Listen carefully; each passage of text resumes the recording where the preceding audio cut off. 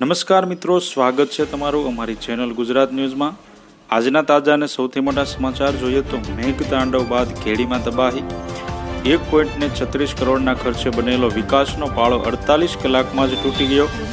ખેતરોમાં પાણી ઘૂસ્યા, ખેડૂતો લાચાર, 10થી વધુ ગામો તળાવ બન્યા છે। જૂનાગઢ જિલ્લામાં ભારે વરસાદને કારણે ઘેડ પંથકમાં ટોકરી પરિસ્થિતિનું નિર્માણ થયું હતું, જેમાં ઘેડ પંથકના 12થી વધુ ગામોમાં પાણી ઘૂસ્યા હતા। તો બીજી તરફ ખેતરોમાં પાણી ઘૂસતા ખેડૂતોની હાલત કફોડી થઈ છે। ઘેડ પંથકના અનેક ગામો બેટમાં ફેરવાતા ઘેડ પંથકમાં તારાજીના દ્રશ્યો સર્જાયા હતા। એના ડ્રોન વિડીયો પણ સામે આવ્યા હતા। ખેડૂતોએ વાવેલા પાક જમીન દોષ થયા હતા, તો ઘણા ખેતરોમાં બિયારણનો ખર્ચો પણ માથે પડ્યો હતો। દિવ્ય ભાસ્કરની ડિજિટલ ટીમ જ્યારે વાસ્તવિકતા જાણવા ઘેડ પંથકમાં પહોંચી ત્યારે ખેડૂતોની વેદના ખેતરોમાં ભરાયેલા પાણી અને ખેતરોમાં વેરાયેલી રેતી રજૂ કરતા હોય એવા દ્રશ્યો જોવા મળ્યા હતા। ઘેડ પંથકમાં જળબંબાકારની પરિસ્થિતિ। જૂનાગઢ જિલ્લામાં પડેલા વરસાદના કારણે 10થી વધુ ગામોને અસર થઈ હતી।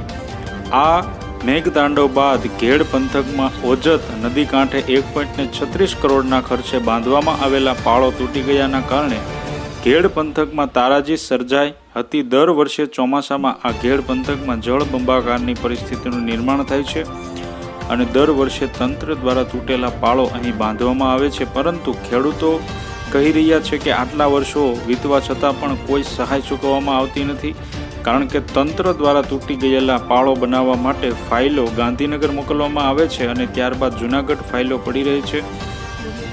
ત્યારે ભારે વરસાદના કારણે ખેડૂતોના ખેતરમાં ધોવાણ થતાં ખેડૂતો પાયમાલ થતા જાય છે અને આત્મહત્યા કરવા મજબૂર થાય છે। સમાચારમાં આગળ જોઈએ તો 1.36 કરોડના ખર્ચે પાળો બંધાયો હતો। બામણાસા ખેડગામ નજીક 2021થી લઈ અત્યાર સુધીમાં 4 થી 5 વખત ઓજત નદીના કાંઠે પાળા બનાવવામાં આવ્યા છે, પરંતુ દર વર્ષે આ ઓજત નદીના કાંઠે જ પાળા તૂટે છે અને આસપાસના 10થી વધુ ગામો બેટમાં ફેરવાય છે, ખેતરો ધોવાય છે અને લોકો પરેશાન થાય છે। ત્યારે આ વર્ષે સિંચાઈ વિભાગ દ્વારા 1.36 કરોડના ખર્ચે બાંધેલો પાળો કામ પૂરું થયાના માત્ર 48 કલાકમાં જ ધોવાયો હતો અને આસપાસના ખેતરોમાં આ પાળાના પથ્થરો ફેંકાયા હતા અને ખેતરોમાં રેતી પથરાઈ ગઈ હતી, જેના કારણે ખેતરોમાં ખેડૂતોએ કરેલું વાવેતર હતું ન હતું થઈ ગયું હતું। સમાચારમાં આગળ જઈએ તો સર્વે કરી ખેડૂતોને સહાય ચૂકવાય એવી માંગ। મઢડા જોનપુર મોળાસિયા ગામના ખેતરોમાં ખેડૂતોએ વાવેલી મગફળી અને ઘાસચારો વધુ વરસાદને કારણે નિષ્ફળ થયા છે। ત્યારે કેટલાક ખેડૂતોએ હજી તો માત્ર વાવણી કરી હતી, ત્યાં જ પાણીમાં છોડ ધોવાયા હતા। ઘાસચારો ખેતરમાં જમીન દોષ થયો હતો, ત્યારે માલ ઢોરનો ઘાસચારો બગડી જતા ખેડૂતો મુશ્કેલીમાં મુકાયા છે। ત્યારે ખેડૂતો માંગ કરી રહ્યા છે કે સરકાર અને તંત્ર દ્વારા અસરગ્રસ્ત સ્થળોની મુલાકાત લઈ વહેલી તકે સર્વે કરી ખેડૂતોને સહાય ચૂકવે એવી માંગ કરી છે। બામણાસા ઘેડ પંથકમાં પાડોદર, સરોળ, અખોદર, બાલાગામ, પંચાળા, સાંઢા, મઢડા, જોનપુર, આખા, મટિયાણા, આંબલિયા સહિત ઘેડ પંથકમાં 25થી વધુ ગામો ભારે વરસાદને કારણે દર વર્ષે પાણીની ઝપેટમાં આવે છે। ત્યારે આ વર્ષે બામણાસા ગામ નજીક 10થી 12 ગામો બેટમાં ફેરવાયા હતા, તો બીજી તરફ ભારે વરસાદના કારણે 30થી વધુ ગામો સંપર્ક વિહોણા બન્યા હતા। સમાચારમાં આગળ જોઈએ તો તંત્ર ખબર પૂછવા પણ આવતું નથી। ખેડૂત મઢડા ગામના ખેડૂત અરજણભાઈએ જણાવ્યું હતું કે 2 દિવસ પહેલા અતિભારે વરસાદ પડેલો, એના કારણે રસ્તા પણ બંધ થઈ ગયા હતા અને ખેતરો પણ ધોવાઈ ગયા છે। એના કારણે ખેતરોમાં વાવેલી મગફળી અને ઢોર માટે વાવેલા નિરણ ઘાસચારામાં પણ ઘણું નુકસાન થયું છે। રસ્તા પર 3 થી 4 ફૂટ પાણી ભરાયા હતા। દર વર્ષે આ વિસ્તારમાં વરસાદ આવે એટલે આ જ પરિસ્થિતિનું નિર્માણ થાય છે। મુરાદભાઈ ઈરાનીએ જણાવ્યું હતું કે 2 દિવસ પહેલાં અહીં 17 થી 18 ઇંચ જેટલો વરસાદ પડ્યો છે, જેના કારણે અહીં 3 ફૂટથી વધુ પાણી ભરાયા હતા। ત્યારે ઢોરનો નિર્ણય અને ચારો તમામ બગડી ગયો છે। અહીં કોઈ તંત્ર ખબર પૂછવા પણ આવતું નથી। ત્યારે સરકાર અને તંત્ર સહાય કરે એવી માંગ છે. મઢડા ગામના ખેડૂત અરશીભાઈએ જણાવ્યું હતું કે દર વર્ષે વરસાદના કારણે આવું જ ધોવાણ થાય છે, છતાં પણ કોઈ સહાય મળતી નથી. વધુ વરસાદના કારણે આ વિસ્તારમાં રસ્તાઓ બંધ થાય છે, જેના કારણે લોકોની અવરજવર પણ થતી નથી અને વાડીએ જવા માટે ખેડૂતોને રસ્તાઓ બંધ થઈ જાય છે. ભારે વરસાદને કારણે ખેડૂતો અને ગામમાં પાણી ભરાયા હતા. ખેડૂતો અને ગામમાં પાણી ભરાઈ જવાના કારણે લોકોને ખૂબ જ મુશ્કેલીનો સામનો કરવો પડે છે. સમાચારમાં આગળ જોઈએ તો 50 કલાક સુધી લાઇટ વગર લોકો પરેશાન. મઢડા ગામના સંજયભાઈ કચોટે જણાવ્યું હતું કે પૂરના કારણે આ પરિસ્થિતિ થઈ છે. વાવણી લાયક વરસાદ થયો ત્યારે ખેતરમાં મગફળી વાવી હતી, પરંતુ 2-3 દિવસ બાદ વરસાદ થતાં વાવેલી મગફળી નિષ્ફળ થઈ ગઈ છે. 2100 રૂપિયાનું મણ બિયારણ લીધું હતું, ત્યારે આટલું મોંઘું બિયારણ વાવ્યા બાદ આ પૂરની પરિસ્થિતિ માંડવી નિષ્ફળ જતાં અમારે અતિશય મુશ્કેલી પડી છે. ત્યારે સરકાર આ પૂરની પરિસ્થિતિ બાબતે જો યોગ્ય ધ્યાન આપે તો ખેડૂતો બચી શકે છે. આવી પરિસ્થિતિના કારણે ખેડૂતોની આત્મહત્યાના કિસ્સાઓમાં પણ વધારો થાય છે. ત્યારે પૂરની પરિસ્થિતિમાં સમયસર લાઇટ પણ આવતી નથી. 48થી 50 કલાક સુધી લાઇટ વગર લોકો હેરાન પરેશાન થાય છે. આ વિસ્તારના રોડ પર ભારે વરસાદના કારણે 6 થી 7 ફૂટ પાણી ભરાયા હતા. મઢડા તેમજ આસપાસના તમામ ગામોમાં પૂરની પરિસ્થિતિનું નિર્માણ થયું હતું. જોનપુર ગામના વિરમભાઈએ જણાવ્યું હતું કે પૂર આવવાના કારણે ઢોર માટે બનાવેલા ઢાળિયા પડી ગયા હતા. રસ્તાઓ ધોવાઈ ગયા છે. ખેતરમાંથી બગડેલો માલ સામાન લઈ અન્ય જગ્યાએ નાખવા જવું પડે છે. આ ભારે વરસાદને લોકોને હેરાન પરેશાન કરી નાખ્યા છે, તો ખેડૂતોને જીવવું મુશ્કેલ કરી દીધું છે. ખેડૂતોના ખેતરમાં વાવેલો પાક બગડ્યો છે, ત્યારે સરકાર સહાય કરે તેવી માંગ છે. સમાચારમાં આગળ જોઈએ તો પાળાનું કામ 30 જૂને પૂરું થયું હતું અને 3 જુલાઈએ તૂટી ગયું. ખેડૂતો કહે છે. બામણાસા ગેડના ખેડૂત રાજેશભાઈ ભેટારિયાએ જણાવ્યું હતું કે ગેડ વિસ્તારમાં ઓજત નદીનું પાણી 100 કિલોમીટર દૂરથી અહીં આવે છે, જેમાં વિસાવદર, ભેસાણ, જુનાગઢ, વંથલી, શાપોર પંથકનું ઉપવાસનું પાણી ઓજત નદીમાં આવે છે. આ વિસ્તારમાં ઓજત નદીના કાંઠે પાળા તૂટવાની સમસ્યા વર્ષોથી છે.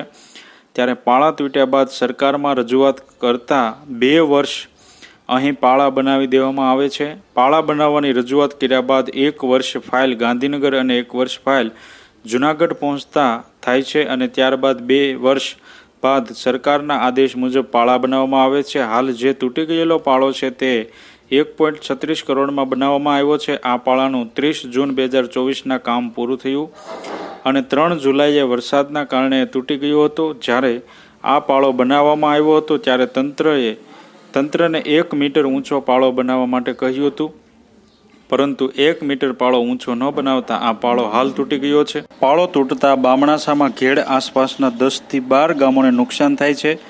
પાળો તૂટતા પાણી ખેતરોમાં ઘૂસ્યા હતા, જેને કારણે પાકને નુકસાની થઈ હતી અને ઘણા પાકો પર પાણી ફરી વળ્યું હતું. અત્યારે ભારે પાણીના પ્રવાહના કારણે ઘણા ખેતરોમાં રેતી પણ ફેલાઈ ગઈ છે.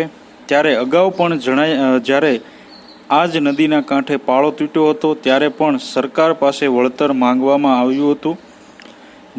એ સમયે સહાય માટેના ફોર્મ ભરવામાં આવ્યા હતા અને ખેડૂતોએ 1000નો ખર્ચો કરી લાઇનમાં ઊભા રહી ફોર્મ ભર્યા હતા, પરંતુ અત્યાર સુધી એક પણ રૂપિયાનું વળતર મળ્યું નથી. સમાચારમાં આગળ જોઈએ તો વહેલી તકે યોગ્ય નિરાકરણ આવશે, ઇજનેર કહે છે.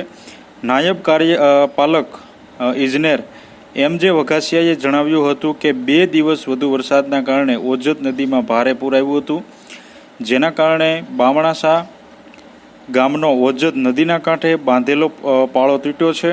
ઓજત નદીનું પાણી આ પાળા પરથી પસાર થતાં પાણીનો પ્રવાહ વધતા પાણી ગામમાં અને ખેતરોમાં ઘૂસ્યા હતા. હાલ પાણી ઉતરતા ખેડૂતોને સાથે રાખી પાળાની મુલાકાત લેવામાં આવી હતી, તેમજ આગામી સમયમાં વહેલી તકે આ મામલે યોગ્ય નિરાકરણ લાવવા કામગીરી હાથ ધરવામાં આવી છે. દર વર્ષની જેમ આ વર્ષે પણ ઘેડ વિસ્તારમાં પૂરની પરિસ્થિતિનું નિર્માણ થયું હતું. હાલ ઘણા ગામોમાં પાણી ઉતરી ગયા છે. ત્યારે આવનારા સમયમાં દર વર્ષે જે પરિસ્થિતિનું નિર્માણ થાય છે એ માટે DLR તેમજ સિંચાઈ વિભાગ દ્વારા આ વિસ્તારમાં તપાસ કામગીરી કરી ઉચ્ચ કક્ષાએ રિપોર્ટ મોકલવામાં આવે છે।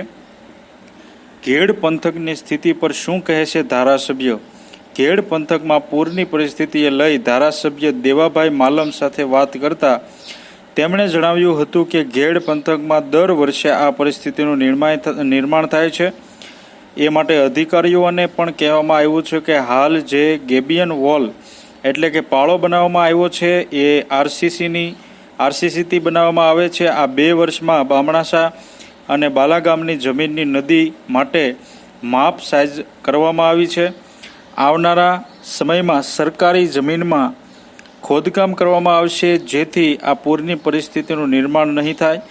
જૂનાગઢ નદી, નાળા અને ડેમ વિસ્તારમાંથી આવતું પાણી ઓજત નદીમાં આવે છે, જેના કારણે પાણીનો પ્રવાહ વધુ હોય છે। એને લઈ આ વિસ્તારમાં દર વર્ષે પૂરની પરિસ્થિતિનું નિર્માણ થાય છે। ત્યારે અસરગ્રસ્ત ઘેડ અને ધાર વિસ્તારોમાં ઘણા ખેડૂતોને સહાય પણ ચૂકવવામાં આવી છે। આ ઘેડ વિસ્તારના રોડ રસ્તા ખરાબ હોવાથી અને પાણી ભરાયા હોવાથી હું બામણાસા ઘેડ જઈ શક્યો નથી અને મારા મત વિસ્તારમાં ઘણા ગામડામાં આવવાથી હું અલગ અલગ વિસ્તારોમાં મુલાકાતે ગયો હતો, પરંતુ આવનારા સમયમાં કાયમ માટે પૂરની પરિસ્થિતિનું પ્રશ્નનું નિરાકરણ થાય એ માટે સરકારમાં પણ રજૂઆત કરવામાં આવી છે, જેને લઈ એક ખાસ પ્રોજેક્ટ હેઠળ આ કામગીરી શરૂ કરવામાં આવશે। આથી જો તમે અમારી ચેનલમાં નવા છો તો અમારી ચેનલને સબસ્ક્રાઈબ કરી લેજો, જેથી તમને અમારા નવા વિડીયોની માહિતી મળતી રહે।